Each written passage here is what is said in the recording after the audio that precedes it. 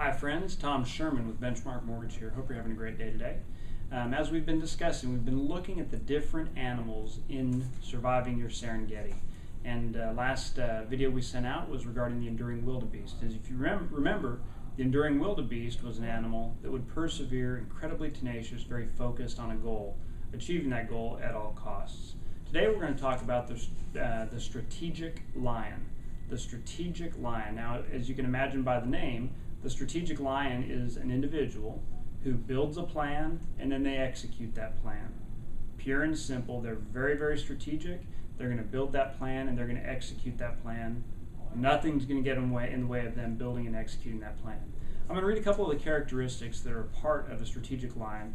I'm going to read them right out of the book so you can be thinking about these. Number one, how do they apply to you as an individual if they do? And then number two, think of some of your clients and see if those characteristics apply to them. Number one, a strategic lion is going to be someone who's able to have multiple options and look at multiple options and look at those options as how to solve problems.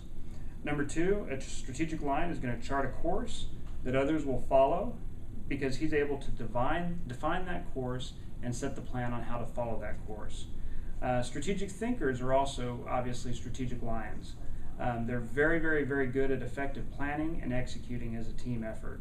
They're highly collaborative and adept at creating visions, and they're very, very pragmatic.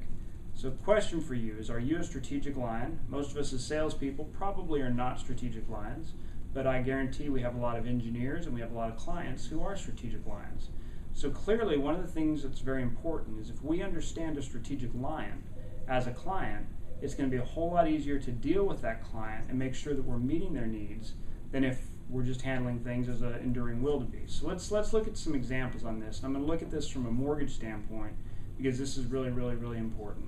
When I deal with a strategic lion as a buyer client, I need to understand that buyer client, they want to know what their options are, they want to know what the best option is, and then they want to drive towards that goal and drive towards that option. So my job as a lender is to make sure that if I identify a strategic lion as a client, I need to make sure that I'm very, very, very precise on what I'm giving them, very, very, very direct in the options that they have, and then very, very clear in what I think is the best option for them. If you're representing a strategic lion as either a seller or a buyer, you need to make sure that you do the same thing. So for instance, if you have a strategic lion who's a seller, you don't want to just give them all kinds of vacuous data that's just kind of up in the air. You want to make sure that you're very clear, very precise, and very methodical in how you're going to execute getting their home sold. If you have a strategic lion who's a buyer, the same thing. You want to figure out what their needs are. You want to help them define what their actual goals are. What I mean by that is, do they want 3 bedrooms? Do they want 4 bedrooms? Do they want to live in such and such a neighborhood? Do they want 2,000 square feet or 4,000 square feet?